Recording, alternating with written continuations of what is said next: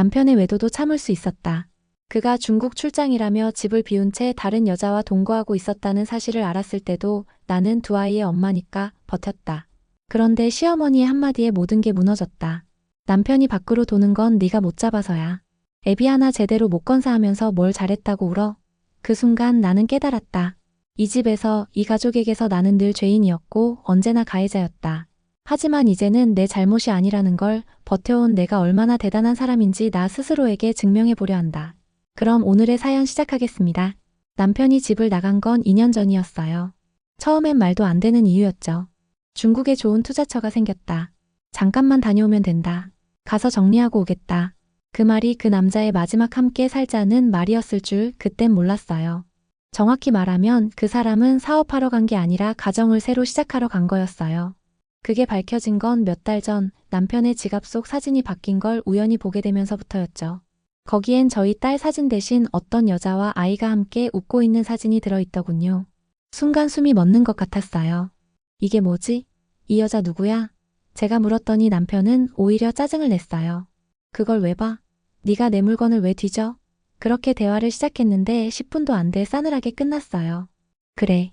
그 여자랑 살고 있어. 지금 그 여자가 애도 키우고 있고 내 옆에 있어. 그 순간 세상이 무너졌어요. 그럼 나는 뭔데? 이 집에서 애둘 낳고 명절마다 음식 장만하고 아플 땐 내일 제쳐두고 챙기던 나는 뭐였냐고. 더 기막힌 건 그 다음이었어요. 남편이 그렇게 대놓고 외도를 하고 있다는 사실을 들은 시어머니가 한 말. 그래도 네가 여편네로서 정신 바짝 차렸으면 애비가 밖으로 안 나돌았겠지. 아, 그 순간 제 안에 무언가가 툭 하고 끊어졌습니다. 차분하게 대답했어요. 어머님. 그럼 어머님은요? 80 넘으셨는데 그 사이 아버님 어디 계시죠? 60년을 못 잡으셨으면서 저한테는 그걸 탓하세요? 시어머니의 얼굴이 얼어붙었지만 저도 더는 참지 않았어요. 이 집안에서 평생 참고 산 게 저인데 지금 와서 그걸 제 탓이라고요? 남편 외도도 제 책임이에요? 그날 이후 집에 들어온 남편은 없었어요. 짐은 아직도 안 가져갔죠. 옷장에도 양복 몇 벌 남아있고요. 근데 사람만 없어요. 밤마다 연락도 안 되고 아이 생일에도 한 통 안 했어요. 아이들이 묻습니다. 엄마, 아빠는 언제 와? 저는 대답을 못해요. 무슨 말을 해야 할지 모르겠어요. 그 와중에 시어머니는 또 저를 불러다 말하셨죠. 가정이 깨지는 건 여자의 책임이다. 남자가 밖으로 돈다고 무조건 욕할 순 없어. 가정이 편하면 왜 나가겠니? 어디까지가 제 탓이고 어디까지가 그 사람의 선택인지 저도 헷갈릴 지경입니다.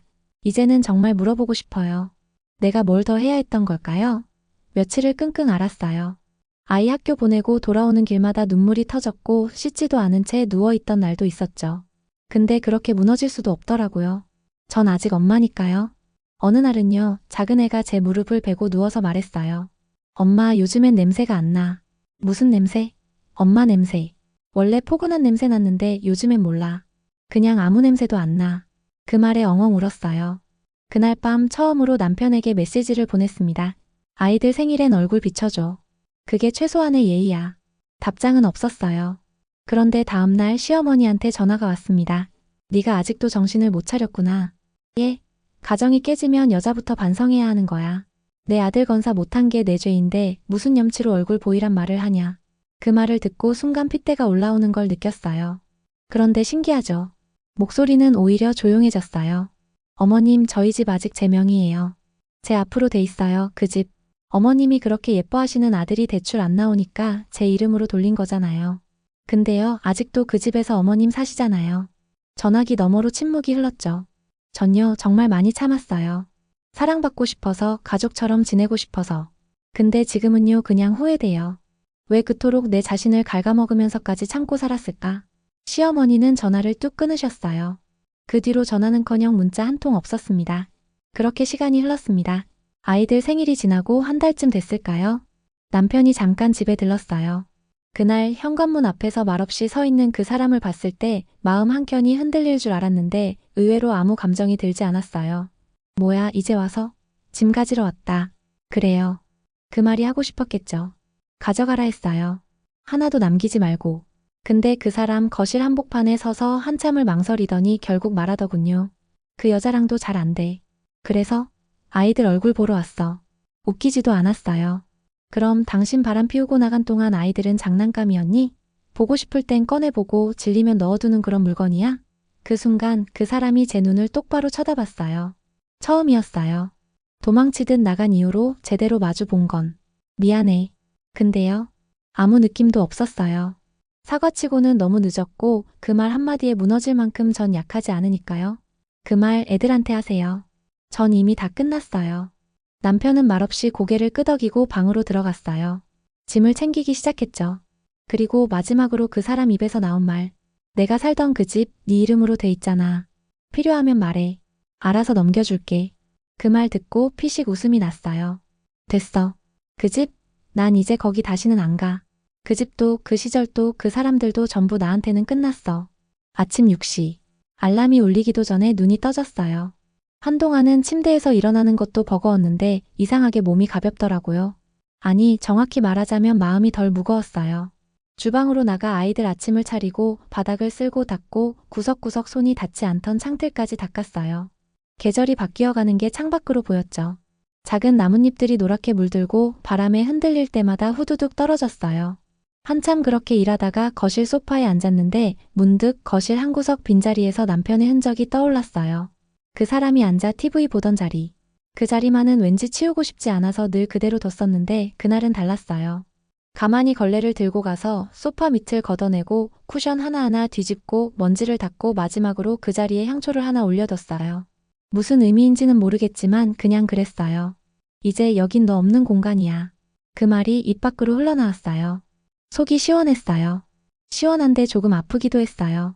그러고는 큰아이 방에 들어갔어요. 책상이 어질러져 있었는데 그 속에서 그 아이가 써둔 일기장을 우연히 보게 됐어요. 절대 몰래 보지 않으려 했는데 그날은 달랐어요. 죄책감보다 걱정이 앞섰거든요. 아빠가 집에 안 들어온 지 오래됐다.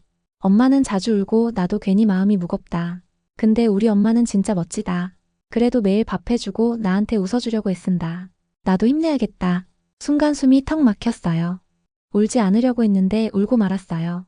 내가 이 아이 앞에서 울면 안 된다고 더 단단해져야 한다고 매번 다짐했는데 그게 진짜 내 딸 마음까지 닿아 있었을 줄은 몰랐어요. 그날 밤 아이들을 재우고 작은 술 한 잔을 따랐어요. 그리고 휴대폰을 꺼내 메모장을 열었어요. 이혼 준비. 딱 그렇게만 썼어요. 그 한 줄을 쓰는데 2년이 걸렸네요. 아직은 어떻게 진행해야 할지도 모르겠고 시어머니와의 문제, 재산 분할, 아이 양육 생각할 게 너무 많지만 이제는 시작해야겠다고 더는 기다리지 않겠다고 내 인생을 이대로 끝낼 순 없다고 그렇게 마음을 먹었습니다. 결심은 했지만 막상 현실 앞에 선이 두려움이 밀려왔어요. 무엇보다 시어머니가 가장 큰 변수였죠. 그분은 남편보다 더 견고한 벽이었으니까요. 며칠 뒤 법률 상담을 예약했어요. 아이 학교 보내고 지하철 2번 갈아타고 낯선 동네 변호사 사무실 앞에 섰을 때 손이 벌벌 떨리더라고요. 여기까지 와서 못 들어가면 바보다. 문을 열고 들어갔죠. 변호사는 조용히 제 얘기를 들었어요. 중간에 딱 한 번 고개를 갸우뚱하더니 이렇게 말하더군요. 배우자 외도로 인한 이혼 사유는 충분합니다. 특히 장기간 별거에 부양 의무 위반까지 겹치면 유책 배우자 지정도 어렵지 않아요. 아이들 양육권은 어머니께로 갈 가능성이 높고요. 듣는 순간 벅찬 감정이 올라왔어요. 나 잘한 거구나. 잘하고 있는 거구나. 그날 저녁 시어머니가 집에 찾아오셨어요. 예고도 없이. 초인종이 울리고 현관문을 열었을 때 그분은 어김없이 그 표정이었어요. 네가 또 무슨 짓을 하려고 하는지 뻔히 보인다는 그 얼굴. 어머님, 여기까지 어쩐 일이세요? 이혼이 뭐 그렇게 쉬운 줄 아냐? 내 손자들 뿌리도 못 잡고 너 혼자 산다고 뭐가 되겠니? 그럼요, 안 되겠죠. 그러니까 지금까지 이렇게 산 거죠. 안 되는 거 알면서도. 그 말에 시어머니의 얼굴이 굳었어요. 하지만 저는 더 이상 움츠러들지 않았어요. 이젠 물러서지 않을 거니까요. 근데요, 어머님, 제가 더는 못하겠어요. 이젠 아이들을 위해서라도 저 자신을 위해서라도 멈춰야겠어요. 저희 이쯤에서 끝내요.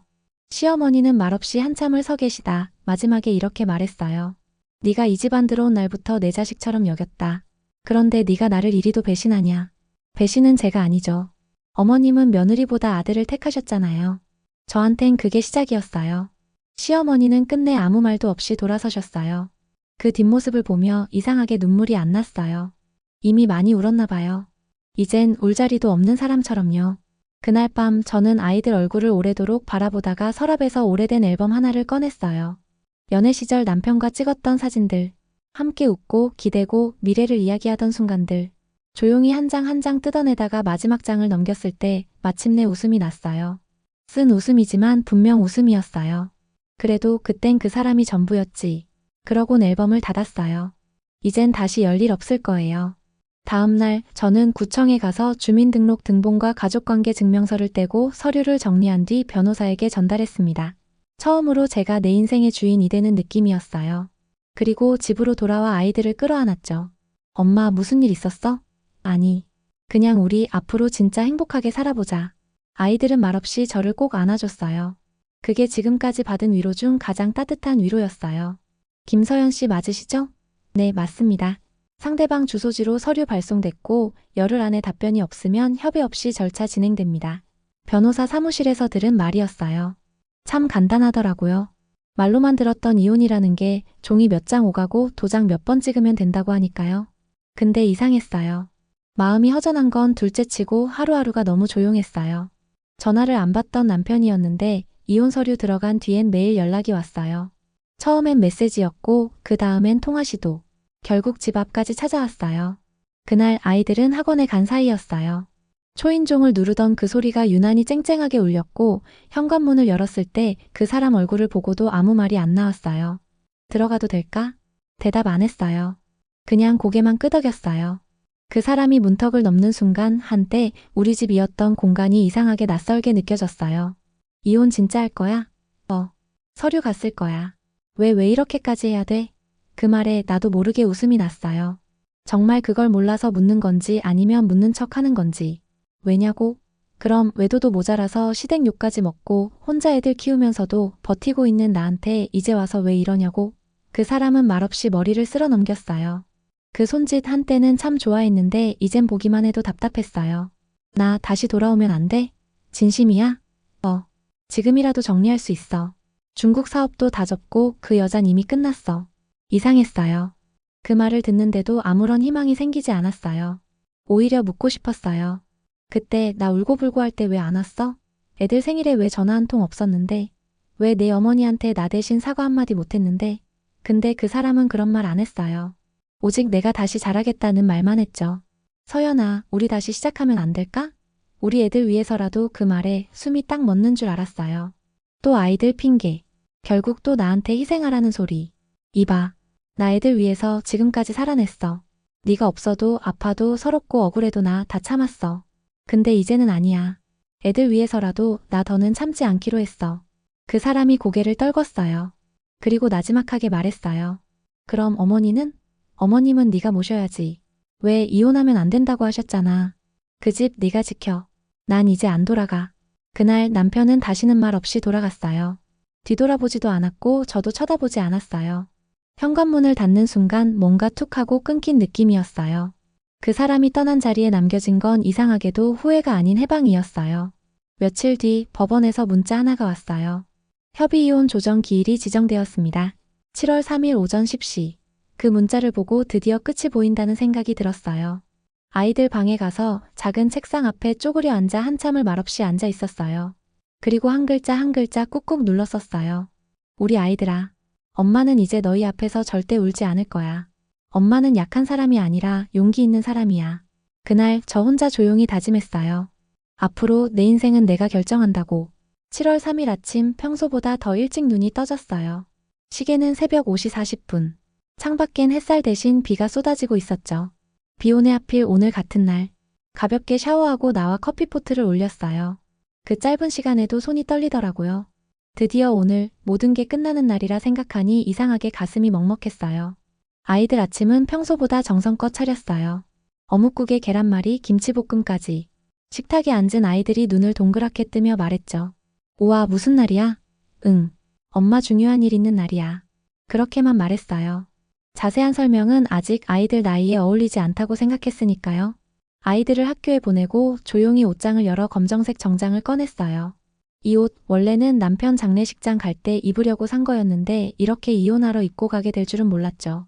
지하철 2번 갈아타고 법원 앞에 도착했어요. 우산을 접는데 손끝이 젖어 있더라고요. 비 때문인지 아니면 땀인지 눈물인지는 모르겠지만요. 십시정각. 이름이 불렸고 회의실 같은 공간으로 들어갔어요. 남편도 도착해 있었어요. 김서연 씨 맞으시죠?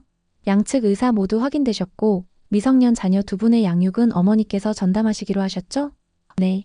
남편은 묵묵히 고개를 끄덕였어요. 가끔씩 제 얼굴을 흘끔 보긴 했지만 저는 눈을 마주치지 않았어요. 그 눈 속에서 미안함이든 후회든 어떤 감정도 알고 싶지 않았거든요. 조정위원은 형식적인 말들을 읊조렸고 이혼합의 확인서를 작성하라는 안내를 받았어요. 그 종이에 사인하는 순간 숨이 턱 막혔어요. 이게 진짜 마지막이구나. 손이 떨렸지만 멈추지 않았어요. 펜 끝이 종이에 닿는 순간부터 나는 그 사람과 그 집과 그 억울함과 슬픔에서 벗어날 수 있다는 확신이 들었으니까요. 서류 작성을 마치고 조정실을 나오는 길. 남편이 제 뒤를 따라 나오더니 조용히 말했어요. 서연아. 응. 정말 미안했어. 그 말. 지금에서야 하는 그 말. 알아. 근데 이제 늦었어. 그렇게 말하고 돌아섰어요. 이번엔 제가 먼저 떠났어요. 뒤도 돌아보지 않았어요. 집에 돌아오자마자 아이들 방문 앞에서 한참을 서 있었어요. 잠시 후 돌아올 그 아이들에게 나는 어떤 얼굴로 오늘을 말해야 할까 근데 문득 그동안 참아왔던 울음이 터져나왔어요. 작은 방, 하얀 벽, 그 위에 걸린 가족 사진. 이젠 거기서 그 사람의 얼굴을 떼어낼 시간이에요. 사진을 꺼내고 액자를 열고 아이들과 찍은 사진만 다시 넣었어요. 그리고 속으로 혼잣말처럼 중얼였어요. 이제 우리 셋이 진짜 가족이야. 이제부터는 다시 시작하는 거야. 이혼하고 나면 모든 게 끝나는 줄 알았어요. 그냥 법적으로 남남되는 거니까. 근데 웃기죠. 정말로 혼자라는 게 실감난 건 그날 이후였어요. 아이들 학교 보내고 나면 이제는 누구한테 연락 올 일도 없어요. 남편이 퇴근하면 사올 간식도 시어머니께 드릴 반찬도 이제는 필요 없거든요. 싱크대 앞에서 멍하니 컵을 헹구다 문득 깨달았어요. 내가 이렇게 조용한 집을 원했던가? 그런데도 이상하죠. 그 정막 속에 있던 나는 이상하게도 평온했어요. TV를 켜지 않아도 음악을 틀지 않아도 이 집이 낯설지 않았어요. 그냥 내 공간이라는 게 처음으로 실감났어요. 햇살이 잘 드는 거실 한켠 작은 탁자 위에 화분을 하나 올려뒀어요. 오래전 시어머니가 주신 난초는 벌써 죽고 없었지만 이번엔 내가 직접 고른 초록 잎식물. 매일 아침 물을 주고 잎을 닦아주며 중얼거렸어요. 이건 나를 위한 거야. 그렇게 조금씩 정리해 나갔어요. 남편 옷은 모두 박스에 담아 문 밖에 내놓았고 부엌 한켠에 있던 그 사람 전용 머그컵도 버렸어요. 그 컵을 쓰던 사람은 없지만 그걸 볼 때마다 속이 뒤집히는 건 여전했거든요. 아이들이 학교에서 돌아온 날 거실에 앉아 숙제를 하다가 작은 애가 묻더라고요. 엄마, 집이 좀 넓어진 것 같아. 그래? 응. 숨통이 좀 트인 느낌? 뭐랄까 공기가 덜 무거워. 그 말 듣고 괜히 울컥했어요. 애들한테까지 그 공기가 전해졌었다는 게 차라리 미안하고 안타까웠거든요. 그리고 며칠 뒤 그날이 왔어요. 결혼기념일. 한때는 일부러 SNS도 쉬며 둘만의 시간을 챙기던 날. 작년까지만 해도 혼자 케이크 사와서 아이들 앞에서 우리 가정 축하한다며 괜히 환하게 웃던 그날. 그날이 올해는 그냥 평일이었어요. 정말 아무것도 아닌 날. 근데 신기하게도 서운하지 않았어요. 슬프지도 허망하지도 않았어요. 단지 그 시절의 나를 떠올리며 속으로 말했어요. 그땐 고생 많았어. 이제는 그런 거 안 해도 돼. 결혼기념일이 지나고 나니 마음이 한결 가벼워졌어요. 무언가 해줘야 할 것 같은 의무감도 기념해야 할 추억도 이제는 없으니까요. 그날 밤 아이들 재워두고 소파에 앉아 오랜만에 손거울을 들여다봤어요. 어나 좀 변했나? 거울 속 저는 예전보다 눈매가 또렷했고 피부도 밝아졌고 무엇보다 표정이 달라졌더라고요. 그전엔 늘 누군가의 눈치를 보던 얼굴이었는데 지금은요 그냥 내 얼굴이었어요. 혼잣말로 중얼거렸어요. 이제는 나를 살기로 했으니까. 다음날 가까운 미용실에 가서 머리를 자르고 작은 화장품 가게에 들렀어요. 가을빛 립스틱 하나, 은은한 톤의 블러셔 하나. 카운터 앞에서 직원이 물었어요. 선물용이세요? 아니요, 저요. 그냥 저한테 주는 선물이에요. 스스로에게 선물을 주는 날이 올 줄 몰랐죠. 이혼 후 처음으로 기분 좋은 지출이었어요. 그날 저녁 큰아이 방에서 쪽지 하나를 발견했어요. 작은 공책에 삐뚤빼뚤 적힌 글씨. 우리 엄마 진짜 멋있다. 힘든 일 있었던 거 아는데 이제 우리 세 명이 진짜 가족이니까 내가 더 잘할게. 사랑해요. 그걸 보고 한참을 멍하니 앉아 있었어요. 세상이 다 끝난 줄 알았는데 아니었어요. 끝이 아니라 다른 문이 열린 거였어요. 지금 이 집엔 미워하는 사람도 없고 숨 죽여야 할 감정도 없고 억지로 눈치 보며 웃는 사람도 없어요. 대신 진짜 가족만 남았어요.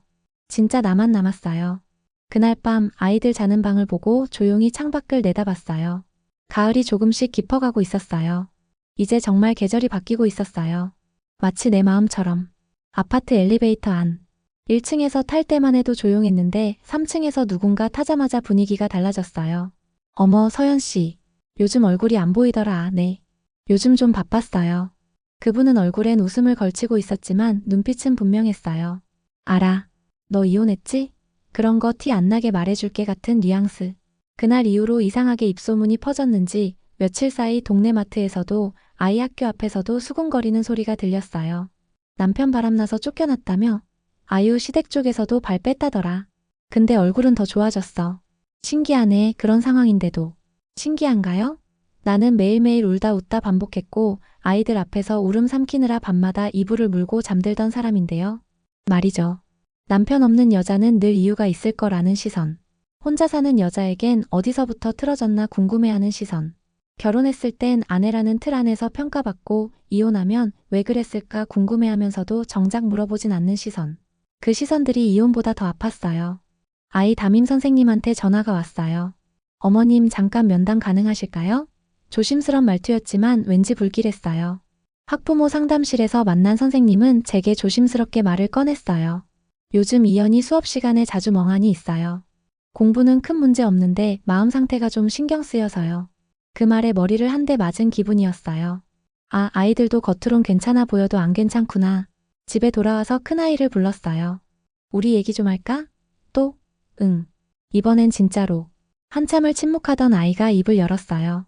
나 아빠가 미운 건 아닌데 보고 싶지도 않아. 그랬구나.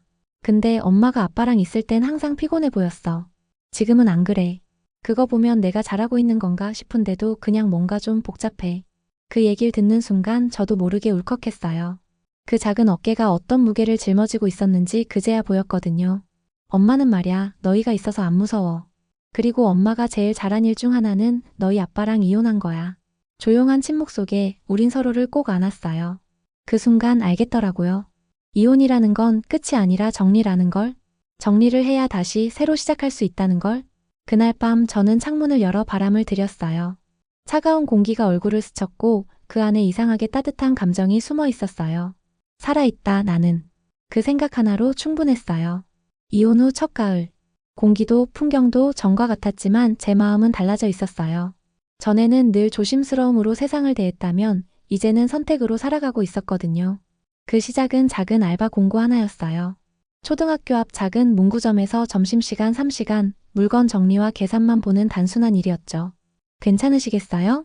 시간 짧아서 수입은 크지 않아요. 그런 게 중요한 건 아니에요. 전 일단 시작하고 싶어요. 일을 하며 처음 느낀 건 세상엔 별별 사람들이 있다는 거였어요.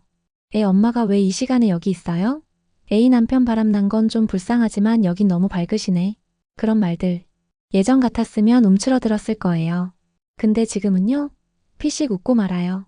내가 어떤 사람인지 나보다 잘 아는 척 하지 마세요.